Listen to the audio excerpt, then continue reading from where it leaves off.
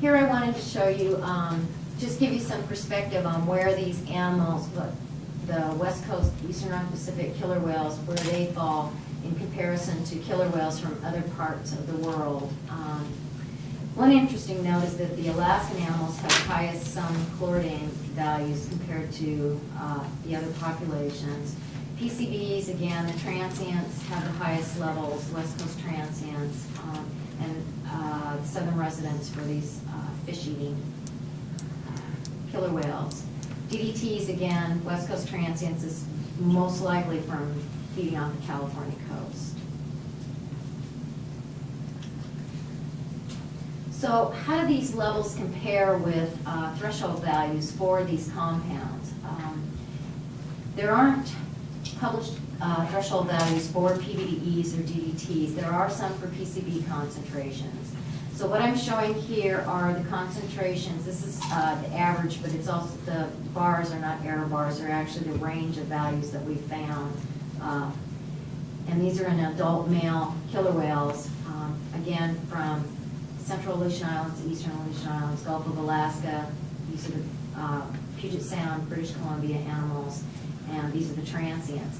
And over 70% of the animals that we had analyzed fall or have contaminant loads that are above the immunosuppressive threshold value. And I can't remember how many of these, but it's like 40 or 50 are above the poor reproductive success. So it appears as though these animals, they're exposed to levels that potentially could affect their health, and it doesn't pay to be the first one of these animals. So now I'm going to show some results from a study we had been doing for many years and finally got published in 2005, looking at PCBs and DDTs and cancer in California sea lions that stranded on the central coast of California. So what we did know is that previous studies found that premature pupping in California sea lions was associated with high levels of these persistent organic pollutants.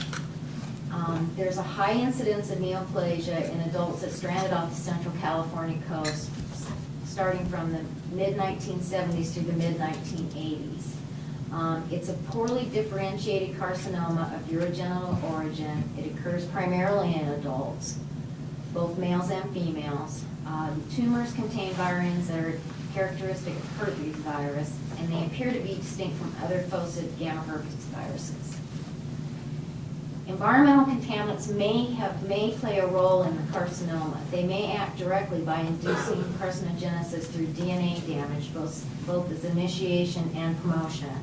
Or they can act indirectly as carcinogens by promoting increasing cell proliferation, or they can act as immune suppressors by increasing susceptibility to oncogenic viruses such as this herpes virus. So the objective of the study was to determine if there was a relationship between exposure to persistent organic pollutant burdens and occurrence of this carcinoma, controlling for potentially confounding factors. So samples were collected from over a 10-year period, 1993 through 2003, for 76 adult male and female California sea lions that were brought into the Marine Mammal Center, Francis Dillman Shaw. 38 were diagnosed with carcinoma. There were 30 females and 8 males, and 38 were non-carcinoma animals. Again, 30 females, 8 males, and they died from non-carcinoma causes such as domoic acid intoxication, leptospirosis, and other causes such as pneumonia, nephritis, gunshot. So full blubber thickness samples were collected and analyzed for contaminants and lipids, and the life history data such as sex, age, mass, length, and body condition index as measured by blubber thickness were collected for the animals.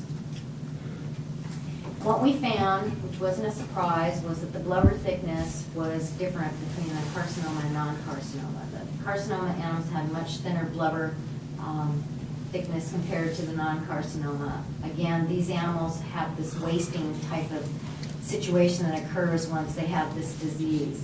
What I didn't show is that we also found that there was a very strong correlation between blubber thickness and percent lipid also in the blubber. When you look at contaminant levels in carcinoma versus non-carcinoma. These are on the wet weight basis here. These are PCBs, these are DDTs, and these are log 10s values. What we found is that the PCBs on a wet weight basis in the carcinoma animals were about 85% higher than non-carcinoma, and here's a 30% increase in DDTs. And then when you lipid correct these, it becomes even a greater difference, and again, that has to do with the difference in the percent lipid content of the animals in the blubber.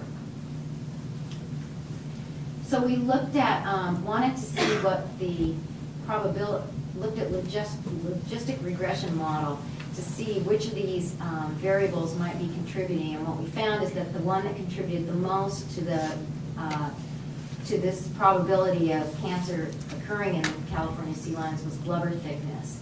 But when we controlled for that effect, some PCBs on a wet weight basis also showed up. And they, just these two variables accounted for 22% of the deviance in this model. What was interesting is that the DDTs did not show up as being associated. And you can see that there's a fairly good relationship between the some PCBs versus the some DDTs here. That's what's shown. But there are 5 adult males that had lower DDT levels than you would have expected from their PCB concentration. So they may have thrown the model off. So what the study findings were is that animals with carcinoma had higher POX concentrations than non-carcinoma animals. The blubber thickness was significantly different between the carcinoma and non-carcinoma animals, as well as the percent lipid. But after controlling for the blubber thickness, there were still unaffected PCBs, not DDTs, on the probability of the sea lions dying from carcinoma. So we've continued on with some of the research. I don't have any slides showing this, but Denise Gregg published a paper looking at the contaminant levels in mom fetus pairs. They had collected 20 animals, 20 pairs, and what they found is that there is a significant gestational transfer of these compounds to the fetuses from the mother. And DDTs are transferred more readily than the PCBs. They're a little bit less lipophilic. And we've also looked at another study by Elsa Hall, looked at, we need to figure out what the dynamics are of the contaminants with the percent lipid in these animals, and it's hard to do that. So when the animals came in from the domoic acid poisonings, they keep them at the center and they know what they feed them. And so we biopsied the animals over 3 time points and tried to figure out if it was a 1-to-1 model of when they're losing weight, they lose, if they lose lipid, they're losing contaminants at that same rate. And then when they start gaining weight, then the levels of the contaminants decrease because blubber lipid is increasing. And it's not quite a 1-to-1, so there's still a lot of work that should be done on that. And we were asked to talk about collaborative efforts, and obviously we do that, but in thinking about this, I know, and my group knows, that measuring the contaminants is not enough.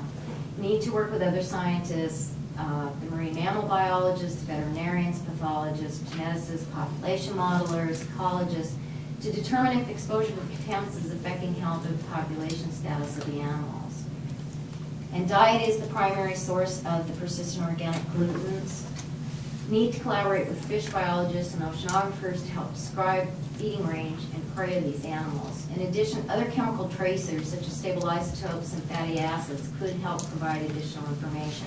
My group also analyzes for these compounds, and we have shown that you can separate different populations of the same species based on these chemical tracers. You are what you eat and where you eat. And we need to collaborate with local and regional and national monitoring agencies and NGOs to determine what contaminants of emerging concern could pose the greatest threats to marine mammals. NOAA's Mussel Watch just came out with a report last year showing that the highest PBDE levels were found in Southern California. So those kind of monitoring efforts are really important for us to figure out what's the next bad animal to look for. thank my collaborators and acknowledge these folks. That's it.